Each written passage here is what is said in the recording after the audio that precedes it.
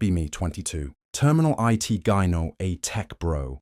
More of a tech hermit, live in a one-bedroom apartment. 50% server rack, 30% bed, 20% walking space. Make a living as a freelance pentester and fixing boomer small business networks that are just a mess of unpatched routers and AOL CDs. My world is packets, logs, and the sweet, sweet hum of cooling fans. My only real human interaction is with me neighbor, Mrs. Gable. She's 70. Bakes me cookies and calls all my equipment the television machines. Life is simple. Ordered one Tuesday, scrolling through local news sites, see a headline, local woman, Sarah Jennings, found deceased, read the article. Not much info, found in her apartment. No forced entry. Suspected foul play. Tisk, tisk. Another sad story in a city of millions.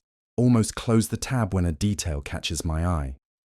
She was a real estate agent for Metro Prime Properties, Metro Prime Properties is one of my clients, not a big client, just a small realty firm. 6 months ago, their owner hired me to make sure no one is stealing our house listings. Their security was a joke. Web encryption. Shared passwords on a sticky note. The works. I did a basic audit, set up a real firewall, gave them a password policy. They probably ignored it. But I submitted my invoice anyway, standard stuff. But my brain, the broken one that can't let things go, starts pinging. A low-level, persistent alert in the back of my mind, like a log file with a single, anomalous entry. Decide to pull up the old audit report I did for Metroprime. My work is thorough. Always keep full packet captures and system logs from my engagements for archival purposes, really. It's just digital hoarding. Open the folder dated 6 months back. Terabytes of data. Most of it is boring. HTTP requests to real estate sites, email traffic, printer spooler errors. Then I remember the sticky note, the one with the shared password for the main office machine, Sunshine 123. I had logged into that machine to check its local logs. On a whim, I searched the packet capture for any SMB traffic from that machine's IP. SMB is the protocol for file sharing on Windows networks. I see the usual traffic to the office server, MP file server. But then I see another connection, an SMB session from that office machine to an IP address I don't recognize. It's not in the Metroprime network range. The connection is authenticated. It used a valid username and password. My pentester sense starts tingling. This is an outbound SMB connection from a client. Machine to an external IP. That's weird and bad. I do a reverse DNS lookup on the external IP. It resolves to a generic sounding name from a cheap residential ISP. Not helpful, but the timestamp on the connection is 9:14 p.m. 6 months ago on a Thursday. The office would have been closed. Someone was remotely accessing that office machine from home, or someone had planted a backdoor. I dig deeper into the packet capture for that session. I can see the files that were accessed, a folder called Client Contracts and another called Agent Commissions. My heart starts beating a little faster. This is a data breach, a small one, but a breach. I feel a professional obligation. I should report this to Mr. Henderson, but then I think of the murder. Sarah Jennings. She was an agent there. Probably a coincidence. Almost certainly a coincidence. My brain doesn't do probably. I pull up the local news article again. No time of death released. I need more data. I have a stupid, dangerous idea. I still have the SSH keys I set up for the Metro Prime firewall. Henderson never asked me to remove them. Clients never do. With a few commands, I'm looking at the current firewall logs. I feel a pang of guilt. This is massively illegal now. I'm no longer auditing. I'm trespassing. But the anomalous log entry in my mind is now a screaming siren. I filter the logs for the week leading up to Sarah's death. I see her workstation ID, Jennings LT, accessing the file server at normal hours. Then, 2 days before she was found, her machine accesses the Agent Commissions folder at 10:03 p.m. The source IP is her home, ISP.OK, so she worked from home. Not unusual, but then I cross-reference. I go back to my 6-month-old packet capture, the unauthorized SMB connection from the shared office. Machine, the one that accessed Agent Commissions. The username used was Jennings. Her username. So 6 months. Agosomiwon used her credentials from the office machine to access files remotely.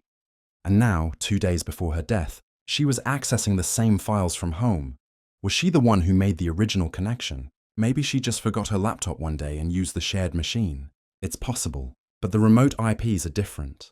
The one 6 months ago wasn't her home IP. The plot thickens.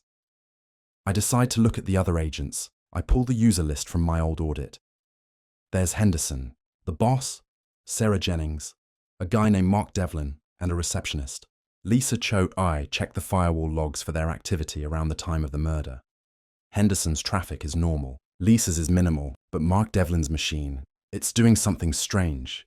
His machine, M. Devlin PC, is making constant, small DNS queries. I don't recognize the domain.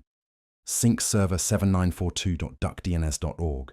DuckDNS is a free, dynamic DNS service, often used by tech-savvy people to access their home networks.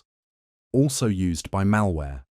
The queries are happening every few minutes, even at night. It's as if his machine is constantly checking in with something. I do a Wois lookup on the domain, registered to a bogus name and email. Dead end. My mind is racing. This is all circumstantial, meaningless data. I'm seeing patterns in the noise. I need to stop. This is a police matter. I am not a detective. I call the non-emergency police line. Hi, I have some information that might be related to the Sarah Jennings case. I get transferred to a Detective Miller.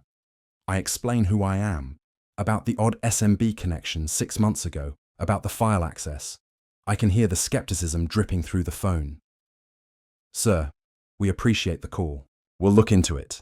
He asks for my name and number. I give it to him. I feel a sense of relief. I've passed the burden. 2 days pass. Nothing. The urge to look again is a physical itch. I break. I log back into the MetroPrime firewall. I look for Mark Devlin's machine. The DNS queries are still happening. I have another stupid idea. A monumentally stupid one. I still have access to the internal network. I can see all the machines. I run a port scan on M. Devlin PC. I find an open port that shouldn't be open. Port 8384. My blood runs cold. Port 8384 is the default for SyncThing. SyncThing is an open source, continuous file synchronization program. It's like Dropbox, but it syncs directly between your own devices. No cloud involved, it's private, encrypted, and very, very quiet. The pieces start to fly together at light speed. The SMB connection 6 months ago. What if someone wasn't just accessing files remotely? What if they installed SyncThing on the shared office machine? If they did, it could be set to silently sync specific folders, like agent commissions, to a device at that external IP. It would be a perfect, undetected way to steal sensitive financial data. Sarah Jennings accessed that folder 2 days before she died. What if she saw something she wasn't supposed to? A file that was synced, but shouldn't have been there. A record that didn't add up. What if she figured out someone was skimming commissions? I start sweating now. This is no longer a data anomaly. This is a motive. I have to know what's on his machine. I need the SyncThing device ID from the shared office PC to confirm the connection. But I can't access that machine remotely anymore. My old access is gone. I need to get it from the source. I do the dumbest thing I've ever done. I put on a clean hoodie, grab a toolkit, and drive to the MetroPrime offices. I tell the receptionist that I'm here for a follow-up security check. She's hesitant, says he's not in. I put on my best bored tech guy face. It'll just take 5 minutes. He authorized it over email last week. The classic bluff. She bites, waves me through. My heart is hammering against my ribs. I'm not built for this. I'm built for dark rooms and command prompts. I go to the shared office computer, the one with the sticky note. I plug in a bootable USB drive with a Linux distro. I reboot the machine, booting from my USB, bypassing the password entirely. Within 60 seconds, I have a terminal open. I search for SyncThing. I find its configuration folder, and there it is. A long device ID, synced to another device with the host name Mark Laptop. Confirmation. I shut everything down, pull my USB and walk out, giving Lisa a nod. I'm back in my car, breathing like I just ran a marathon. I have the proof of the data siphon. But I have no proof of murder. I need to link the data theft directly to the killing. I need to see what's on Mark's laptop, the one at the DuckDNS address. This is the point of no return. I go home. I set up a honeypot. I create a fake file share on a virtual machine with folders named MetroPrime Commissions and Client Info. I then craft a phishing email. A work of art, really, it appears. To be from a new corporate IT provider, it states that all agents need to re-authenticate their sync thing. Setups for security compliance. Of course, I include a link. The link points to a fake sync thing. Introduction page on my server. I send it only to the duck DNS address. Pulled from the firewall logs. I wait. For an hour, nothing. I'm about to give up, consumed by guilt and fear. Then, my honeypot server logs a new connection. Device with the ID Mark Laptop is attempting to connect to my fake share. They took the bait, but syncing requires mutual approval. He has to accept the connection from my end too. I hold my breath and click Add. Device. A minute passes then. Connection established. His syncing client is now connected to my honeypot, and it starts doing what it's designed to do. It syncs. It begins sending me the contents of the folders it's configured to share. Files start appearing on my virtual machine, spreadsheets from Metro Prime, PDF contracts, and then a folder called Personal. Inside, a text file named notes.txt with trembling hands. I open it. It's not a confession. It's worse. It's a log entries like SJ asking too many questions about the Willard deal, commission discrepancy. She knows. Met her at her place, talked. She didn't understand. Had to make her understand. The last entry, timestamped the night she died, simply reads, "It's quiet now. I feel physically sick. I'm going to vomit. I have it. I have the digital equivalent of a smoking gun." I call Detective Miller again. This time, my voice is steady. "Detective, it's me again. The IT guy. You need to come to my apartment right now. I have evidence in the Sarah Jennings case. And you need to bring a warrant for Mark Devlin." He starts to protest, to ask questions. I interrupt him, something I never do. I have a file on his computer named notes.txt. The last entry says, "It's quiet now." There is a long, heavy silence on the other end of the line. "Address," he says. His voice completely changed. 20 minutes later, there's a knock on my door. It's Detective Miller and 2 uniformed officers. I show them everything. The packet captures, the firewall logs, the syncing connection, the notes file. I explain it all, step by step, like it's a technical presentation. Miller just stares at me, then at my wall of servers, then back at me. "You understand you've committed several felonies to get this?" I nod. "I do," he sighs. "We'll take it from here. Don't do any more hacking." They leave. The next day, the news breaks. Arrest made in Jennings' homicide case. Mark Devlin was charged with first-degree murder. The motive, as I'd guessed, was embezzlement and the fear of exposure. I was never charged. The DA decided my vigilante actions, while illegal, they were essential to breaking the case. Got a stern warning and a permanent scar on my record.